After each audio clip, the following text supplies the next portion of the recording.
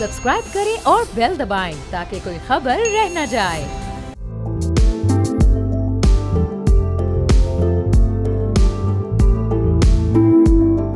अस्सलाम वालेकुम, मैं और बाब जहांगीर। आप देख रहे हैं प्रोग्राम व्यापार। मुल्क की टेक्सटाइल एक्सपोर्ट्स में गुज़िश्ता साल 16 अरब डॉलर से ज़ायद के मुकाबले में 7% का इजाफा हमने देखा है और ये एक्सपोर्ट्स अब बढ़कर 17.88 बिलियन डॉलर तक जा पहुंची हैं। ये फिगर्स साल 2022 में रिकॉर्ड किए गए 19.3 बिलियन डॉलर से तो कम है, लेकिन इन्वेस्टर्स के लिए टेक्सटाइल सेक्टर की बहाली की एक उम्मीद ज़रूर पैदा हुई है। टेक्सटाइल एक्सपोर्ट में जून 2025 में ही 7.75% का इजाफा हुआ और ये बढ़कर 1.53 बिलियन डॉलर तक जा पहुंची हैं। जुलाई 2024 से मई 2025 तक total textile export 16 billion dollar से ज़ायद रही, जो कि सालाना 7% का इजाफा जाहिर करती हैं। वैल्यू एडिड प्रोडक्ट्स पर हम नजर डालें तो इसने सेक्टर की बहाली में बड़ा अहम किरदार अदा किया, जहां नेटवेयर एक्सपोर्ट्स 14% से ज़्यादा हुई हैं। रेडीमेड गारमेंट्स में 16% का इजाफा हुआ, जबकि बेडवेयर में 10% से ज़ायद का इजाफा हुआ है। बढ़ते हुए आलमी महंगाई ने बेशतर ममालिक के अवाम की परचेस पावर को मुतासर तो किया है, लेकिन मलबूसात की कीमतों में मामूली बहाली ने पाकिस्तानी टेक्सटाइल प्रोडक्ट्स की मांग में इजाफा कर दिया है। अब माली साल 2026 के लिए टेक्सटाइल सेक्टर पर उम्मीद है कि एनर्जी प्राइसेस कम हो सकते हैं और मैक्रो इंडिकेटर्स जो कि इस वक्त अंडर कंट्रोल हैं, अगर वो मजीद बेहतर बनाए जाएं तो पाकिस्तान की टेक्सटाइल एक्सपोर्ट्स 20 बिलियन डॉलर्स तक भी पहुंच सकती है। इंडस्ट्री बहरहाल अभी भी मुश्किलात का शिकार है, चैलेंजेस हैं और ओवरऑल बिजनेस कम्युनिटी के इन चैलेंजेस के सिलसिले में साबिक निगरान वफाकी वजीर गौहर एजाज की सरबराही में कारोबारी शख्सियात ने field marshal general Asim Munir से मुलाकात की। गौहर एजाज के मुताबिक मईशत में इस्तेहकाम आ रहा है और कारोबारी बरादरी भी हुकूमत की माशी पॉलिसियों को सपोर्ट कर रही है, लिहाजा ज़रूरी है कि माशी इस्लाहात के लिए कारोबारी आसानियां पैदा की जाएं। बजट से मुताल्लिक कारोबारी बरादरी के जो तहफ़्फ़ुज़ात थे उनको दूर किया जाए। एक्सपोर्ट्स पर मबनी मईशत को आगे बढ़ाने के लिए कारोबारी बरादरी से किए गए वादे पूरे किए जाएं, जबकि मुल्की कपास और किसानों को भी तहफ़्फ़ुज़ दिया जाए। तो इस मुलाकात की किलात हैं और इस मुलाकात में क्या क्या कमिटमेंट्स अब कारोबारी हजरात से की गई हैं, इस सिलसिले में हमने दावत दी आतिफ इकराम शेख साहब को, जो सदर FPCCI के प्रोग्राम में हमारे साथ मौजूद हैं। उनसे ज़रा पूछेंगे, चूँकि वो भी इस मुलाकात में मौजूद थे, कि क्या वहाँ पर गुफ्तगू रही और कितनी हौसला अफजाई मुलाकात रही। आतिफ साहब, बहुत शुक्रिया प्रोग्राम के लिए, आपने वक्त निकाला। तो जो कमिटमेंट्स इससे पहले की गई थी, ज़रा उन पर भी आप थोड़ी सी रोशनी डालिएगा। और इसमें जो अभी इशूज़ थे, कुछ डिवीज़न आप लोगों में भी नज़र आ रहा था, एक हड़ताल भी की गई, तो ज़ाहिर जो FBR के इस वक्त इख्तियारात हैं उनको लेकर और जो मुख्तलिफ इस बजट में जो आप लोगों पर नई नई चीज़ें इम्प्लीमेंट की गई थी, तो क्या डिमांड्स आप लोगों की थी और उनको कितना फुलफिल किया गया है? बिस्मिल्लाहिर्रहमानिर्रहीम। मैं आपको बताता चलूँ, ये जो बजट 2025 ये जब ये बिल पेश हुआ और ये पास भी हो गया, तो उसमें कुछ नए सेक्शन ऐड किए गए थे जिसके ऊपर बिजनेस कम्युनिटी की बहुत ज़्यादा रिजर्वेशन थी और उसके ऊपर हमने गवर्नमेंट से कांटेक्ट भी किया। गवर्नमेंट आदमी पूरा पाकिस्तान परेशान था।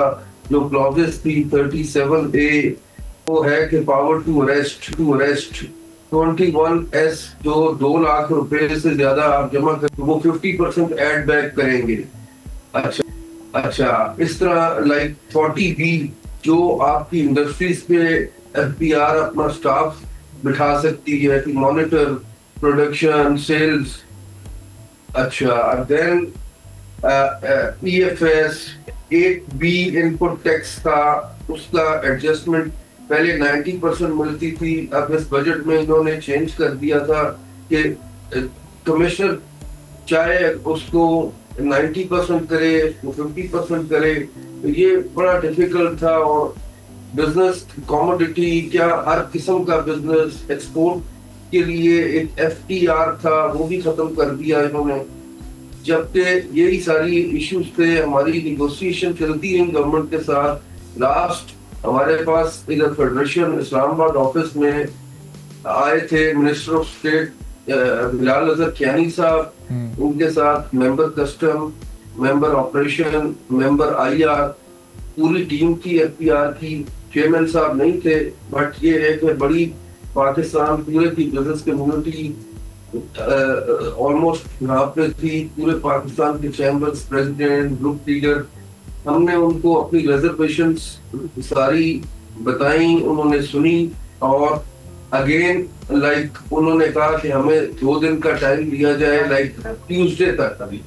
ट्यूसडे को हम आप मीटिंग अरेंज करेंगे जी। तो ट्यूसडे को हमारी मीटिंग हुई विद फाइनेंस मिनिस्टर साहब, और उसमें हारून अख्तर साहब थे और राना एहसान साहब एंड अली परवेज मलिक साहब, ये बैठे हुए थे। और इनके सामने पूरा पाकिस्तान की कम्युनिटी हम बैठे रहे। तो 4 बजे हमारी मीटिंग शुरू हुई, ऑलमोस्ट 4 घंटे ये मीटिंग चलती है।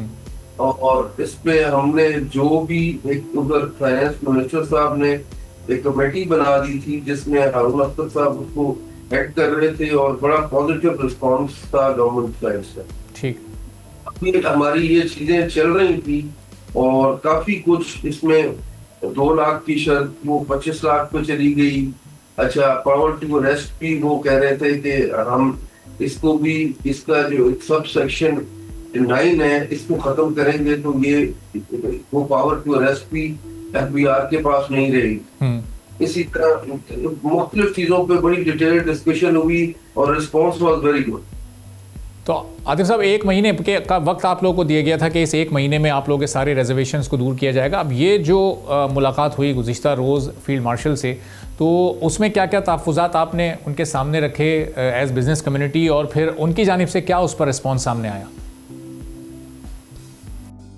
वो लकीली उन्होंने इंटरव्यू किया क्योंकि काफी इश्यूज थे, कुछ चैम्बर्स ने स्ट्राइक भी की थी, एक अनरेस्ट सिचुएशन थी।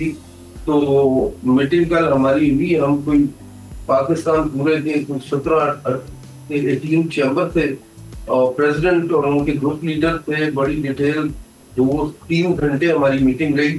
हमने गवर्नमेंट का रिस्पॉन्स भी बताया कि वो लोग कर रहे हैं, क्योंकि बजट पास हो चुका है तो इसको किसी या प्रेसिडेंशियल ऑर्डर से या कैबिनेट से ये क्लियर होगा। तो उन्होंने कहा कि इंशाल्लाह उसमें बड़े पॉजिटिव रिस्पांस था और वो कह रहे थे कि मैं भी इसमें आप लोगों की हेल्प करूंगा और सपोर्ट करूंगा। अच्छा, कह रहे थे जी बिजनेस के कौन है, तो हम इंशाल्लाह इकोनॉमी में आपकी पार्टिसिपेशन है तो हम आपको सपोर्ट करें। तो ये जो 37A 37B यानी FBR के जो आप लोग बकौल गैर ज़रूरी गिरफ्तारी के जो इख्तियार ताजिरों की, तो ये वाला मामला डिस्कस हुआ। 21S जो कि 2 लाख रुपए जमा कराने पर उस पर भी कार्रवाई हो सकती है, तो ये वाले इश्यूज डिस्कस हुए मुलाकात में? जी, बड़े डिटेल्ड सारों ने सेक्टर वाइज डिस्कस किए कि ये जो 40B पे ये फैक्ट्रीज पे बैठ सकते हैं, स्टॉक उठा सकते हैं, वो भी डिस्कस हुआ। तो उन्होंने कहा कि मैं फाइनेंस में बात करूंगा, इंशाल्लाह इंटरवीन करूंगा और चीजें जो आपका कंफर्ट लेवल है इंशाल्लाह वैसे होंगी। और we are really very thankful to field marshal साहब। और आतिफ साहब, ज़ाहिर है इन्वेस्टमेंट किसी भी मुल्क के लिए फ़ॉरेन इन्वेस्टमेंट बड़ी इंपॉर्टेंट होती है। फ़ॉरेन इन्वेस्टमेंट अभी हमारे मुल्क में काफ़ी सारी आने भी वाली है। SIFC ने बड़ी कोशिशें की हैं। तो आगे के लिए कोई इस तरह की चीज़ आप लोगों से शेयर की गई, बताया गया कि अभी कितनी मज़ीद इन्वेस्टमेंट आ सकती है, कैसे हमारी इंडस्ट्री और हमारे फिगर्स, हमारी इकॉनमी बेहतर हो सकती है? क्योंकि अभी अपने इंट्रो में मैंने जिक्र किया तो हमारी जो टेक्सटाइल के फिगर्स थे वो पिछले साल की निस्बत खासे बेहतर रहे। देखें, इकोनॉमी को देखा जाए, स्टॉक मार्केट आप देख लें, इंडिकेटर्स देख लें, लाइक इंडेक्स CP इंडेक्स देख लें, इन्फ्लेशन देख लें, चीजें अल्हम्दुलिल्लाह बेहतर है। बट ये है कि ये जो एक हैरेसमेंट, एक फियर फैक्टर था, ये हमने एड्रेस किया है और मैं समझता हूँ कि ये इंशाल्लाह ये चीजें रिजॉल्व हो जाएंगी बड़ी आसानी से। तो अब जो आपके सारे चैम्बर्स थे, जो 1-2 चैम्बर्स ऐसे थे जो कि वो भी कल हमारे साथ थे जब हम चीफ साहब से के पास मीटिंग में गए हैं। जो लीडिंग चैम्बर थे, कराची, लाहौर, इस्लामाबाद, रावलपिंडी, पूरा पाकिस्तान को रिप्रेजेंट हम कर। आप पूरे पाकिस्तान की बिजनेस कम्युनिटी एक पेज पर है, सेम पेज पर है, अब कहीं कोई इख्तिलाफ बाकी नहीं रहा, सेम पेज पे। ठीक है, बहुत बहुत शुक्रिया, thank you so much sir. Atif इकराम शेख साहब PCI हमारे साथ मौजूद थे, गुफ्तगू आपने सुनी। एक ब्रेक लेते हैं, ब्रेक के बाद वापस आएंगे, एक और अहम मौजू पर बात करेंगे।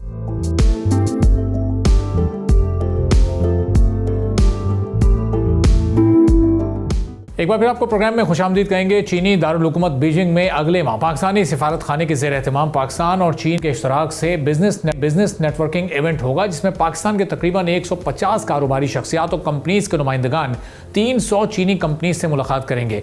इस बिजनेस इवेंट को SCO सरबराहान इजलास के आइंदा इजलास के साथ ही मुनक्किद कराया जाएगा। इवेंट की तैयारी के लिए एक वजारती कमेटी तश्कील दी जा चुकी है और इस इवेंट में 2 तरफा तिजारत बढ़ाने और चीनी इन्वेस्टमेंट मुल्क में लाने के लिए 7 तरजीही सेक्टर्स की निशानदही की गई है। इन 7 सेक्टर्स में इलेक्ट्रिक व्हीकल्स और battery storage, solar panel manufacturing, steel, copper, food and agriculture, information and communication technology और केमिकल्स और पेट्रोकेमिकल्स शामिल हैं। पाकिस्तान की नई EV पॉलिसी का मकसद भी ईंधन का इंपोर्ट बिल कम करना है। EV की पैदावार, बैटरी मैन्युफैक्चरिंग और चार्जिंग इंफ्रास्ट्रक्चर में तरक्की इंपोर्टेड फ्यूल से जान छुड़ाने में मदद कर सकती है। सालाना $2 बिलियन के सोलर पैनल्स इंपोर्ट करने वाला पाकिस्तान अब मकामी तौर पर सोलर पैनल्स बनाने की तैयारी कर रहा है। सोलर की मकामी पैदावार इंपोर्टेड फ्यूल से छुटकारे के साथ साथ रोजगार भी पैदा करेगी। EVs और दीगर सनतों के लिए इस्तेमाल होने वाले स्टील मैन्युफैक्चरिंग के लिए पाकिस्तान चीन से ग्रीन स्टील टेक्नोलॉजी भी चाहता है और पाकिस्तान के पास ऐसी पैदावार के लिए जमीनें भी मौजूद हैं। पाकिस्तान से सालाना $1 बिलियन का खाम तांबा एक्सपोर्ट किया जाता है। अगर चीनी कंपनीज के ताउन से, इन्वेस्टमेंट से मुल्की तांबे को मकामी तौर पर ही प्रोसेस और रिफाइन किया जाए तो तांबे की एक्सपोर्ट $4 से $5 बिलियन तक पहुंचाई जा सकती है। फिर मुल्क की फसलों की पैदावार, मवेशियों और फूड प्रोसेसिंग को बेहतर बनाने के लिए फूड और एग्रीकल्चर सेक्टर को बिजनेस इवेंट में शामिल कर लिया गया है। पाकिस्तान में स्किल्ड और लो कॉस्ट वर्कफोर्स के मुकाबले में चीन एक बड़ी मार्केट है, जिसमें शरीक होने के लिए information and communication technology sector भी इस इवेंट का हिस्सा होगा। पेट्रोकेमिकल सेक्टर में चीनी कंपनीज के साथ मुश्तरका मंसूबे तेल और ईंधन की इंपोर्ट्स कम करने, टेक्नोलॉजी की मुंतकली और एक्सपोर्ट्स के मौके पैदा करने में मदद कर सकते हैं। इन सेक्टर्स में शराकत दारी से इन्वेस्टमेंट, टेक्नोलॉजी की मुंतकली, रोजगार और मकामी मैन्युफैक्चरिंग में इजाफा भी हो सकता है और इस मौजूदा सूरत हाल में खासतौर पर पाकिस्तान को फॉरेन डायरेक्ट इन्वेस्टमेंट की बहुत ज़्यादा ज़रूरत है। तो इस तरह के इवेंट से कितनी फॉरेन इन्वेस्टमेंट पाकिस्तान में आ सकती है, इस पर हम गुफ्तगू करेंगे। मियां जाहिद हुसैन साहब साबिक वजीर हैं, मारूफ सनतकार हैं, हमारे मुल्क के हमारे साथ मौजूद हैं। जाहिद साहब बहुत शुक्रिया प्रोग्राम के लिए, आपने वक्त निकाला। अब खासतौर पर स्पेसिफिकली ये इवेंट और इस तरह के दीगर इवेंट्स पाकिस्तान की जो मईशत है उसके लिए कितने कारआमद साबित हो सकते हैं? जो फॉरेन डायरेक्ट इन्वेस्टमेंट की हमें इस वक्त ज़रूरत है वो इस तरह के इन इवेंट से पूरी हो सकती है? जी, बिस्मिल्लाहिर्रहमानिर्रहीम। ये आपने आज जो टॉपिक चूज किया है बड़ा ज़बरदस्त टॉपिक है और ख़ास तौर पे इस बैकड्रॉप में कि जो अगले महीने SCO की कॉन्फ्रेंस हो रही है उसके साइड लाइन पे ये एक बिजनेस मीट होगा जिसमें इन्होंने कोई 100 से 150 के करीब पाकिस्तानी बिजनेसमैनों को वहाँ पे इनवाइट किया है और उनकी वहाँ पे वो 300 के करीब जो चाइनीज़ कंपनीज हैं उनके साथ इनकी एक्सेस होगी, उनके साथ मीटिंग्स होंगी और B2B मीटिंग्स होंगी और उसमें ज़ाहिर है कि जॉइंट वेंचर्स की भी बातें होंगी, टेक्नोलॉजी ट्रांसफ़र की बातें भी होंगी और यहाँ पे फॉरेन डायरेक्ट इन्वेस्टमेंट की बातें भी होंगी। और जैसे अभी आपने कहा कि उसके लिए ख़ास तौर पे तरजीही तौर पे 7 सेक्टर्स को उन्होंने चूज़ किया है कि उसके ऊपर बातचीत हो। तो मैं समझता हूँ कि बड़ी अच्छी बात है कि गवर्नमेंट इसमें कुछ होमवर्क करके लोगों को बुला रही है और पाकिस्तानी बिजनेसमैन वहाँ पे जाएंगे और ये नहीं होगा कि वो जी बस जो जिसके जी में आए बातचीत करना शुरू कर दे, बल्कि उन्होंने उसको प्रायोरिटाइज भी कर लिया और 7 सेक्टर्स को उन्होंने प्रायोरिटी दी है।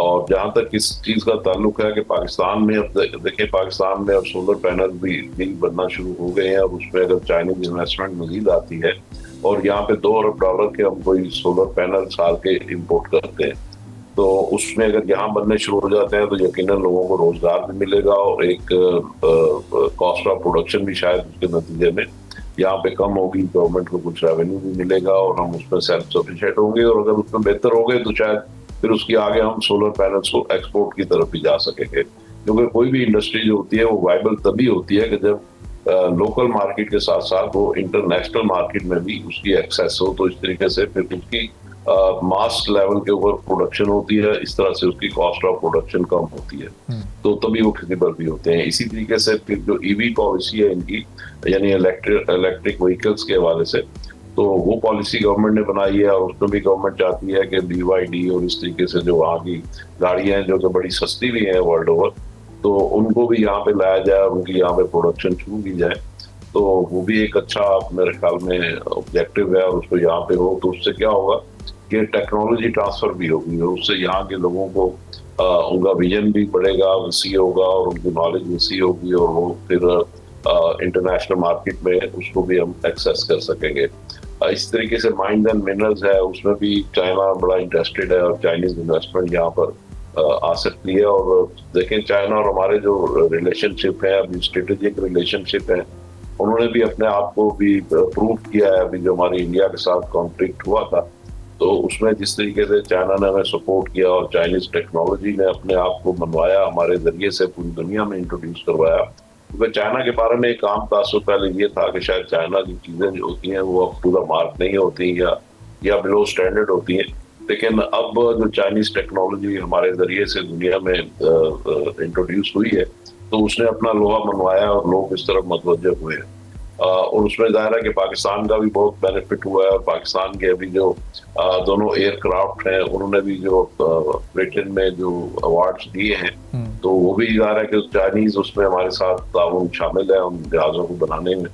तो मैं समझता हूँ कि इसमें बहुत हम एडवांस स्टेज पे इंशाल्लाह हम आगे जा रहे हैं और इसमें चाइना का ताउन भी बढ़ेगा। और अभी पिछला साल जो फाइनेंशियल ईयर है उसमें हमारी जो चाइना से इंपोर्ट्स हैं वो भी कोई $2 अरब पिछले साल के मुकाबले में ज्यादा है। सही। तो चाइना के साथ हमारा बिजनेस बढ़ रहा है, लेकिन वो वन साइडेड है, इसलिए कि जो भी हम चाइना से हमारा जो ट्रेड बैलेंस है वो चाइना की फेवर में है और हमें भी देखना होगा कि हम क्या चीजें चाइना को एक्सपोर्ट कर सकते हैं। वो शोबा हमारा बहुत वीक है।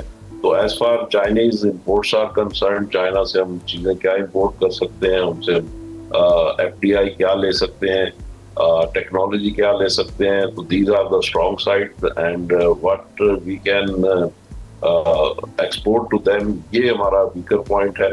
इसमें हमें कोशिश करने की जरूरत है और इसको फर्दर एक्सप्लोर। तो जैसा अभी जिस तरह हमने चाइनीज सोलर पैनल्स पर, चूंकि वहीं से हम मेजॉरिटी सोलर पैनल्स इंपोर्ट करते हैं, तो उस पर 10% टैक्स लगाया, तो ये हमारी इस पॉलिसी का, इस 10% टैक्स का कोई मनफी असर तो नहीं इन रिलेशनशिप्स पर या इन मीटिंग्स पर पड़ सकता? जब अमेरिकन प्रेसिडेंट ने पूरी दुनिया के ममालिक पर यह टैरिफ आयद किया था तो किसी ने भी उसको वेलकम नहीं किया था। तो यहाँ पर अपनी मैन्युफैक्चरिंग या अपनी प्रोडक्शन को बढ़ाने के लिए सोलर पैनल्स पर हमने जो इम्पोर्टेड है उस पर टैक्स लगाया है, तो ये कहीं मनफी तौर पर तो नहीं असरअंदाज होगा? नहीं, हमने वो टैक्स जो लगाया है वो सेल्स टैक्स है, वो टैरिफ नहीं है। तो सेल्स टैक्स का मतलब ये होता है कि आप जो आपकी लोकल इंडस्ट्री है, सोलर पैनल पाकिस्तान में भी बन रहे हैं, तो चूंकि उनके ऊपर टैक्स है उनकी प्रोडक्शन के ऊपर, तो इसी तरीके से उसको एट पार करने के लिए जो आप इंपोर्ट कर रहे हैं पैनल, तो उनके ऊपर भी आपने 10% सेल्स टैक्स लगाया है। तो ये उसको एट पार करने के लिए है ताकि हमारी जो ये एक देखें, ये एक इंटरनेशनल राइट होता है कि आप अपनी लोकल इंडस्ट्री को प्रोटेक्ट करने के लिए टैरिफ लगा सकते हैं। लेकिन ये यहाँ पे इन्होंने उसको प्रोटेक्ट करने के लिए टैरिफ नहीं किया लगाया, बल्कि सेल्स टैक्स लगाया उसको एट पार करने के लिए, ताकि दोनों की जो कॉस्ट ऑफ प्रोडक्शन है वो एक तरह से बराबर हो जाए। तो ये उसमें उसकी मकसद है। तो उसका कोई ऐसा नेगेटिव इम्पैक्ट नहीं है और ना इसमें कोई चाइना को कोई शिकायत हो सकती है। सही। अभी हमने देखा कि जो फूड एंड एग्रीकल्चर का हमारा शोबा है उसमें बहुत सारे लोगों को हमने कोई 1000 के करीब लोगों को हम वक्तन फ़वक्तन भेज रहे हैं। वो वहाँ से जो इस वक्त लेटेस्ट कोर्सेज हैं, जो लेटेस्ट टेक्नोलॉजी का इस्तेमाल है वो सीख कर भी आ रहे हैं। तो अब ये जो दीगर हमारे सेक्टर्स हैं, केमिकल सेक्टर, पेट्रोकेमिकल सेक्टर, या जो और इसमें कुछ और शोबे, स्टील, कॉपर और दीगर जो चीज़ें इसमें शामिल हैं, तो इस तरह के भी MOUs या इस तरह की चीज़ें आगे दीगर सेक्टर्स में भी हो सकती हैं कि कुछ ट्रेनिंग के डेलीगेशन जाएँ और वो वहाँ से ये चीज़ें सीख कर फिर वापस आएँ, चूँकि हम देख रहे हैं कि इन तमाम सेक्टर्स में चाइना बहुत आगे निकल चुका है। जी बिल्कुल, आपने सही कहा है और इसमें बहुत सारा वैक्यूम मौजूद है और हमारे लोग वहाँ जाएं, वहाँ से ट्रेनिंग लेके आए। क्योंकि हम देखें अभी तक कोई 25 साल 50 साल पुरानी ज़राअत के हिसाब से अगर हम बात करें तो एक पुराने सिस्टम के ऊपर हम काम कर रहे हैं। जो हमारा किसान जो है, जो उसने बाप दादा से जो उसने सीखा था, तो उसी के मुताबिक काम कर रहा है। तो अभी भी हमारी ज़राअत में अगर हम देखें तो उसमें कॉर्पोरेट फार्मिंग अभी तक हमारे यहाँ नहीं आई। अभी तक हमारे यहाँ जो जदीद ड्रिप इरिगेशन सिस्टम है वो हमारे यहाँ नहीं आया। इसी तरीके से हमारे यहाँ बीज का जो सिलसिला है, बीज की हमने प्रॉपर डेवलपमेंट नहीं की और उसको पाकिस्तानी एनवायरनमेंट के साथ होमोजेनाइज नहीं किया। इसी तरीके से पेस्टिसाइड के इश्यूज हैं, फिर ज़मीन के इश्यूज हैं कि ज़मीन को अपने छोटे छोटे जो खानदानी विरासत होती है उसकी वजह से छोटे छोटे टुकड़ों में बांट दिया है। तो ये इस तरह की चीजें हैं। अब इंडिया ने भी इसमें बड़े अच्छे तजर्बा किया है इसमें ज़राअत में, कि उन्होंने एक कोऑपरेटिव फार्मिंग की है। एक तो कॉर्पोरेट फार्मिंग है, एक कोऑपरेटिव फार्मिंग है। तो कोऑपरेटिव फार्मिंग में ये है कि उन्होंने 100, 200, 500 किसानों को मिला दिया, उनके सारे जितने भी चीजें हैं उसको पूल कर दिया। अगर उनको ट्रैक्टर चाहिए तो वो पूल करके ले लें उन्होंने, और भी जो चीजें लेनी है तो खाद लेनी है तो बड़े कंसाइनमेंट ले लें। तो इस तरीके से कोऑपरेटिव फार्मिंग का भी एक कॉन्सेप्ट आ रहा है अभी दुनिया में। वो इंडिया में बड़ा अच्छा उसका तजर्बा हुआ है, तो पाकिस्तान भी उस तरफ जा सकता है इस तरीके से। फिर और उससे बड़े स्केल पे जाना हो तो कॉर्पोरेट फार्मिंग भी है। फिर उसमें जदीद तरीका जो है ज़राअत का, उससे हमें चाइना के तजर्बात से फ़ायदा उठाना चाहिए। तो ये ऐसे एरियाज हैं कि जहाँ पे हम अभी भी शायद 50 साल पीछे हैं दुनिया से। इन चीज़ों को हम ठीक करें। फिर इस तरीके से आपको पता है कि हमारा जो फ्रूट एंड वेजिटेबल की आपने बात की, तो तकरीबन 3000 अरब रुपए का हमारा फ्रूट एंड वेजिटेबल जो है वो सालाना ज़ाया हो जाता है। वो इस तरीके से कि जो हमारे फ्रूट एंड वेजिटेबल है वो हम उसको उगाने के बाद वो चूंकि उसके हमारे पास रोड इंफ्रास्ट्रक्चर उस तरह से नहीं है, फिर रेफ्रिजरेटेड गाड़ियां नहीं है, फिर खेतों के करीब हमारे पास ऐसी फैक्ट्रियां नहीं हैं जो उसके जैम जेली और इस तरह की चीजें बना सके, ताकि वो जो हमारे पास एक्सेस फ्रूट एंड वेजिटेबल होते हैं उनको हम वैल्यू ऐड कर सकें और उनको आगे के लिए प्रिजर्व कर सकें और उसको बाद में सेल कर सकें। तो वो फिर गल सड़ जाते हैं और खराब हो जाते हैं क्योंकि ये पेरिशेबल आइटम्स हैं। तो वो भी हमें मैकेनिज्म बनाने की जरूरत है। तो उसमें हमें खासी इन्वेस्टमेंट की भी जरूरत है। और हमारा जो बैंकिंग सिस्टम है वो आपको पता है कि आजकल बड़ा अच्छा स्ट्रॉन्ग है, रोबस्ट है। तो उन चीजों उधर भी हमें उनको इंक्लाइन करने की जरूरत है। तो ये सारे हमारे जो है ना पॉलिसी के इश्यूज भी हैं और उसमें परफॉर्मेंस के इश्यूज भी हैं, इन्वेस्टमेंट के इश्यूज भी हैं। और जाहिर साहब ये चीज कॉपर की जो इस वक्त प्रोसेसिंग है, ज़ाहिर एक्सप्लोर भी करना है, उसको प्रोसेस भी करना है, उसको रिफाइन भी करना है। चूँकि आपकी ईवी सेक्टर हो या सोलर पैनल्स की हम बात करें तो उसमें तो ये एक बैकबोन की हैसियत रखता है। तो इसके लिए फिर चाइनीज़ इन्वेस्टमेंट हमें दरकार होगी, उन्हीं की मशीनरी, उन्हीं की एक्सपर्टीज़ भी हमें चाहिए होंगी, चूँकि यहाँ पर भी इसमें हम थोड़ा लैकिंग करते हैं। देखिए कॉपर जो है हमारे पास क्या कहते हैं तहाशा हमारे पास वो मौजूद है, मगर उसकी माइनिंग होती है, उसको हमें डिस्कवर करना होता है, फिर उसकी फिल्ट्रेशन है, रिफाइनिंग है, प्रोसेसिंग फैक्ट्रीज है, वो हमें अपने पास इंस्टॉल करने की जरूरत है, जो कि हमारे पास अभी उतनी इन्वेस्टमेंट भी नहीं है, उतनी टेक्नोलॉजी भी नहीं है।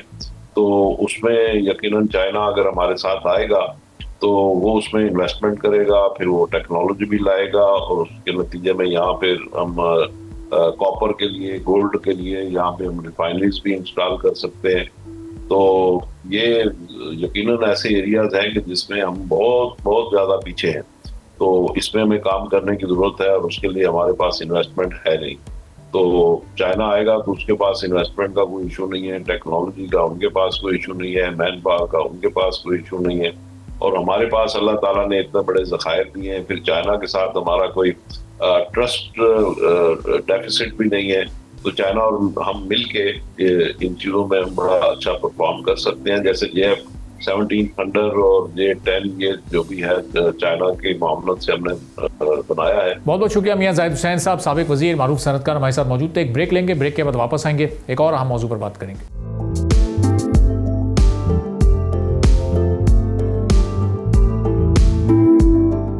एक बार फिर आपको प्रोग्राम में खुशामदीद कहेंगे। गुज़िश्ता साल हुकूमत की जानिब से ऐलान किया गया था कि 1000 पाकिस्तानी ज़रई ग्रेजुएट्स को हुकूमत के खर्च पर जदीद ज़रई पेशावराना तरबियत के लिए चाइना भेजा जाएगा। ये प्रोग्राम न सिर्फ पाकिस्तानी नौजवानों को जदीद ज़रई महारतों से आरास्ता करेगा, बल्कि मुल्की ज़रई पैदावार में बेहतरी और ग़िज़ाई तहफ़्फ़ुज़ के आदाफ़ के हसूल में भी मददगार साबित होगा। पाकिस्तानी स्टूडेंट्स का पहला बैच तालीमी साल 2024-25 के आगाज़ में ही चाइना भेजा गया था और अब पाकिस्तानी ज़रई ग्रेजुएट्स का पहला बैच चाइना के सूबे शांजी में कामयाबी से अपनी ये प्रैक्टिस मुकम्मल करके, अपना एक कोर्स मुकम्मल करके वतन वापस पहुंच चुका है।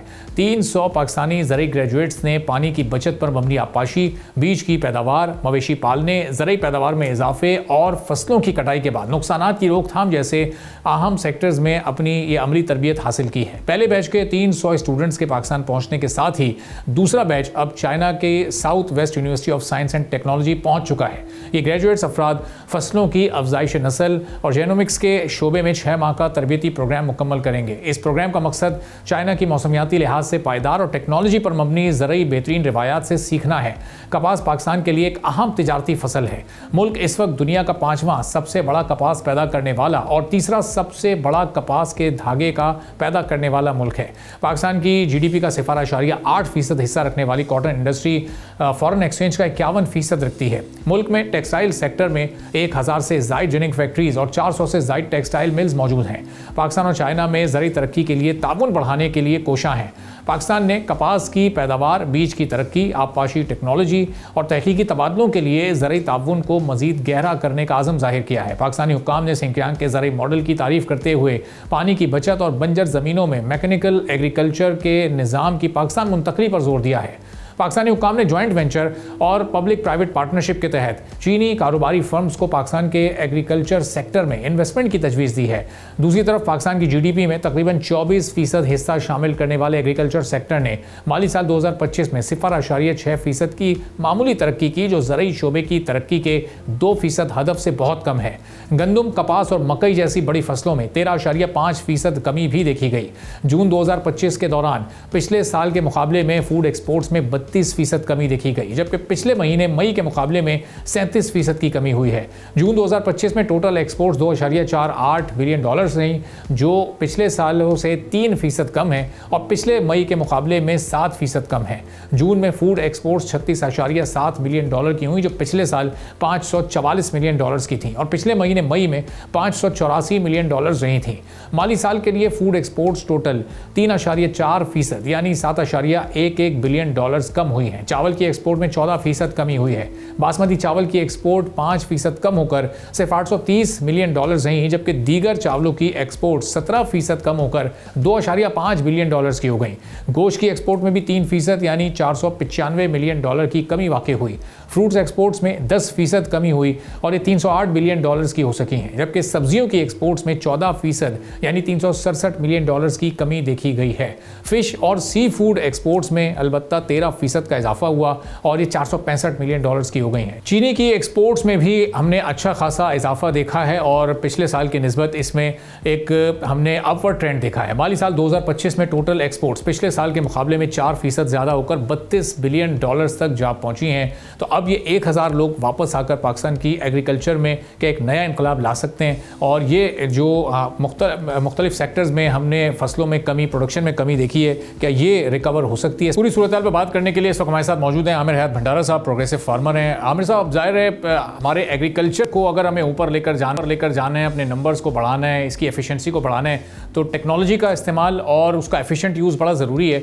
अब ये जो 300 ग्रेजुएट्स हमारे चाइना गए, वो वहाँ से लेटेस्ट इसकी टेक्नोलॉजी को सीख कर आए और फिर अब हमारा सेकंड बैच वहाँ पर गया है, तो ये कितना बड़ा चेंज ला सकता है हमारे एग्रीकल्चर सेक्टर में चाइना की ये मदद? बहुत शुक्रिया अरबाब साहब। एक चीज़ तो बड़ी क्लियर है कि चाइना ने जो ज़राअत के अंदर तरक्की की है, स्पेशली टेक्नोलॉजी के अंदर, वो किसी से ढकी छुपी नहीं है।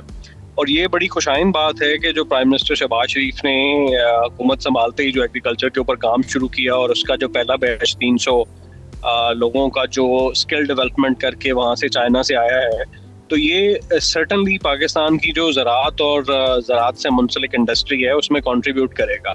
अब उसमें जो पता चल रहा है कि जिस तरह सीड टेक्नोलॉजी है उसके ऊपर सीख कर आए हैं, इसी तरह जो क्रॉप मैनेजमेंट इकोनॉमी की प्रैक्टिसेस हैं उनके ऊपर सीख के आए हैं, सॉइल के ऊपर सीख के आए हैं, तो ये वो कॉम्प्लेक्स इशूज़ हैं जिनका पाकिस्तान पहले ही, पाकिस्तान की जो ज़रूरी मईशत है वो शिकार है। देखें, क्लाइमेट चेंज की अगर हम बात करें तो उसका सबसे बड़ा हिट ही हमारी जो एग्रीकल्चर है उसके ऊपर आता है। तो अगर कोई लेटेस्ट टेक्नोलॉजी और टेक्निक्स सीख कर हमारे जो नौजवान है, हमारी जो मैन पावर है वो कंट्रीब्यूट करती है, तो मेरे ख्याल में हमारी जो एग्रीकल्चर प्रोडक्टिविटी उसमें बहुत ज़्यादा इजाफा होगा। और ये 1000 लोगों का जो मास्टर के तौर पे भी काम करता है, तो पाकिस्तान की ज़रूरी मईशत जिस तरह आप पहले फरमा रहे थे उसके नंबर्स में डेफिनेटली इजाफा होगा, क्योंकि हमारे जो कार हैं और हमारी जो ज़रूरी इंडस्ट्री के प्लेयर्स हैं उनको जब लेटेस्ट टेक्नोलॉजीज और साइंस और इल्म का जो है वो इजाफा होगा उनके पास, उनके अपनी जो इंफॉर्मेशन उसके साथ मिलकर, तो मेरे ख्याल तो आमिर साहब ये 1000 लोगों का बैच जब वहाँ से ये पूरे वापस आ चुके होंगे और ये यहाँ पर हमने पिछले 2-3 साल देखे, खासतौर पर वीट और कॉटन की जो हमारी मेजर फसलें हैं उनमें कितना डिक्लाइन आया है, कितनी सूरत हाल ख़राब रही है, तो ये इस रिकवरी वाले फेज़ को हम तेज़ कर सकेंगे, अपनी प्रोडक्शंस को बढ़ा सकेंगे, मज़ीद एफिशिएंसी हमारी एग्रीकल्चर में आ सकेगी? देखिए ये सबसे इम्पोर्टेंट बात यही है कि ये जो 1000 लोग वहाँ से सीख कर आ रहे हैं वो सिर्फ कोई एक शोबा नहीं है, बल्कि जो ज़राअत के अंदर जितने भी शोबे हैं जो ज़राअत से मुंसलिक हैं उनके ऊपर वो सीख कर आ रहे हैं। और उसका डेफिनेटली जब पाकिस्तान के लोकल हमारे जो फार्मर्स हैं, हमारी जो ज़राई इंडस्ट्री के प्लेयर्स हैं, उनके साथ जब नॉलेज जो है वो ज्वाइन करेगा, यहाँ पे इकट्ठा होगा, तो जो हमारी लोकल प्रैक्टिसेस हैं उसके साथ मिलकर हमें इन सारे जो मसाइल हैं उनको ना सिर्फ हल करने का मौका मिलेगा। और दूसरी एक और बहुत इंपॉर्टेंट चीज है, जो टेक्नोलॉजी का इस्तेमाल आपकी क्वालिटी को जो होगी और हमारा जो फॉरेन रिजर्व है उसमें इजाफा नजर आएगा। ठीक है, तो अब आमिर साहब जाहिर है इसमें हमें सिर्फ चाइना से 1000 लोगों को अपने ग्रेजुएट्स को वहाँ भेजकर जो हमारी ज़राअत का एक बुरानी कैफियत है ये मसला हल हो जाएगा, या हमें अभी मज़ीद लोगों को भी ये लेटेस्ट टेक्नोलॉजी से हम आहंग करना पड़ेगा? ये 1000 लोग आकर कितने मज़ीद लोगों को ट्रेन कर सकेंगे? देखिए ये तो मास्टर ट्रेनर के तौर पे आप आकर काम करेंगे ना, ये अपने अपने सेक्टर्स के अंदर जो मुख्तलिफ हमारी जो मैन पावर है उनको वो जो इन्फॉर्मेशन, वो जो नॉलेज सीख कराएंगे वो उसको ट्रांसमिट करेंगे। और वो सिर्फ एक्सपर्ट्स की हद तक नहीं होगा, वो हमारे जो इस ज़राअत के अंदर मौजूद बाकी के प्लेयर्स के इंडस्ट्री के लोग हैं, यहाँ तक के फार्मर तक भी ये इन्फॉर्मेशन पहुंचेगी।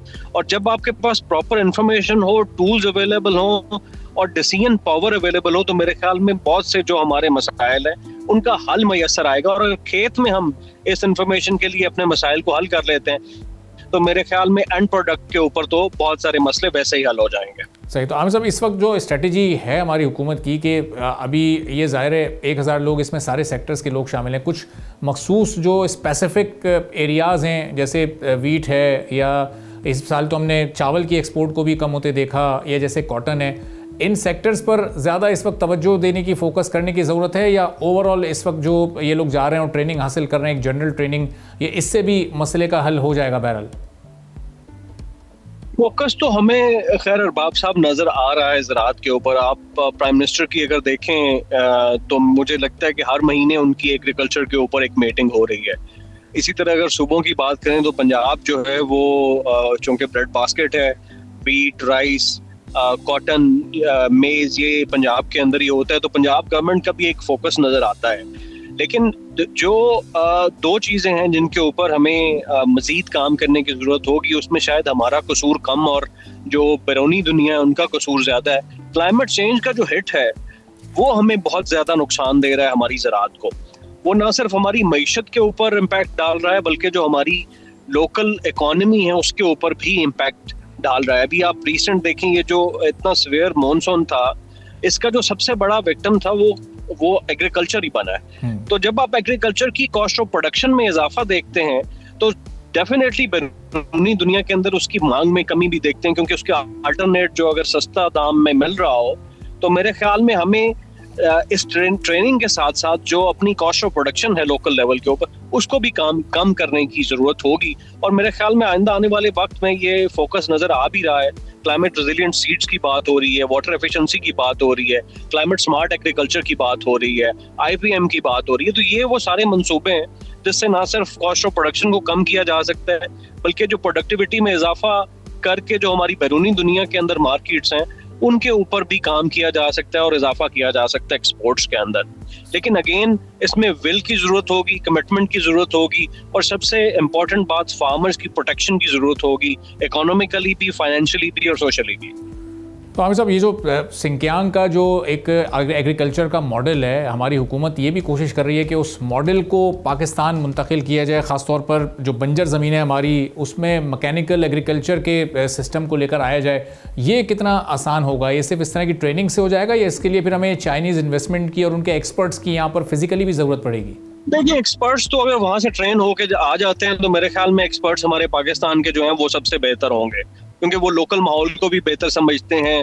वो चूंकि यहाँ की आबो हवा में रहने वाले लोग हैं और यहाँ की जो एग्रीकल्चर प्रैक्टिसेस हैं उनको भी बेहतर समझते हैं। तो मेरे ख्याल में सबसे इंपॉर्टेंट बात तो ये होगी कि हमारे अपने एक्सपर्ट्स वहां से सीख करके आते हैं। दूसरी, अगर आपने मैकेनाइजेशन की बात की है तो मैकेनाइजेशन की जरूरत तो खैर अब पूरी दुनिया की तरह है। मैकेनाइजेशन, टेक्नोलॉजी और स्मार्ट सॉल्यूशंस जो हैं उनके बगैर, चूंकि क्लाइमेट चेंज की अगर मैं बात करूं तो उसमें विंडो शॉर्ट हो जाती है, टाइम आपके पास कम होता है और ऑपरेशन जल्दी से जल्दी करना होता है, तो उसके लिए मैकेनाइजेशन की बड़ी जरूरत होती है। तो अगर हम एक बैरूनी दुनिया में से एक कामयाब मॉडल को रेप्लिकेट करने में पाकिस्तान में कामयाब हो जाते हैं तो मेरे ख्याल में इससे बहुत ज्यादा जो है वो एग्रीकल्चर की जो सनत है उसमें इजाफा देखने में नजर आएगा। तो आमिर साहब, ये जो भी ये लेटेस्ट टेक्नोलॉजीज़ हैं, इनकी इम्प्लीमेंटेशंस हैं, इसके लिए हमें जॉइंट वेंचर्स चाहिए होंगे, इसके लिए हमें जो इस वक्त प्राइवेट सेक्टर है उसकी सपोर्ट चाहिए होगी, या हुकूमत अपने ओन पर ये सब कुछ कर सकेगी, बेहतर अंदाज से सब आगे चल सकेगा? हुकूमत का काम सिर्फ इतना होता है कि वो पॉलिसीज को बना के उसके लिए एक एनेबलिंग एनवायरनमेंट पैदा कर दें, मेरे ख्याल के मुताबिक, और वो मेरे ख्याल में हमें एक बेहतर तौर पे नजर आ रहा है। प्राइम मिनिस्टर की तरफ से ये 1000 लोगों का जाना और वहां से सीख कर वापस आने का जो मंसूबा है, ये एक बहुत बड़ी बात है। प्राइवेट सेक्टर के बगैर हमारी कोई भी जो इंडस्ट्री है वो कामयाब नहीं हो सकती। तो मेरे ख्याल में सबसे जो इम्पोर्टेंट रोल है वो हमारे प्राइवेट सेक्टर का है, और प्राइवेट सेक्टर को एतमाद गवर्नमेंट की तरफ से मिलता है। और मेरे ख्याल में अब हमें नजर आ भी रहा है कि जो गवर्नमेंट है वो एग्रीकल्चर के अंदर कम अज कम जो प्राइवेट सेक्टर है उसके एतमाद में इजाफा कर रही है। और हमें एक बात मैं बड़े अरसे से ये कहता चला आ रहा हूँ कि हमें हर जो मालियाती इमदाद है उसके लिए गवर्नमेंट की तरफ कम और प्राइवेट सेक्टर की तरफ ज्यादा देखना होगा, क्योंकि जो बिजनेसेस हैं उनको प्रॉपरली आगे लेके चलना ये कारोबारी और जो हमारी इंडस्ट्री है उसका काम है। और मेरे ख्याल में उनको प्रॉफिट शेयरिंग करनी चाहिए इस वैल्यू चेन के अंदर, ताकि मजीद इजाफा किया जा सके हमारी ज़राअत के अंदर। अगर हमारा प्राइवेट सेक्टर इन्वेस्ट करता है तो मेरे ख्याल में इससे बेहतर तो कोई और सूरत हो ही नहीं सकती, क्योंकि यही आगे फिर हमारी जो एग्रीकल्चर ग्रोथ है उसमें भी ना सिर्फ इजाफा करेगा बल्कि जो हमारी मैन पावर है उसको भी स्किल्ड करने में मदद मिलेगी। ठीक है, बहुत बहुत शुक्रिया। आमिर हैदर भंडारा साहब प्रोग्राम में साथ मौजूद थे, गुफ्तगू आपने सुनी। इसी के साथ नाज़रीन आज के प्रोग्राम से इजाज़त दीजिए। अल्लाह हाफ़िज़।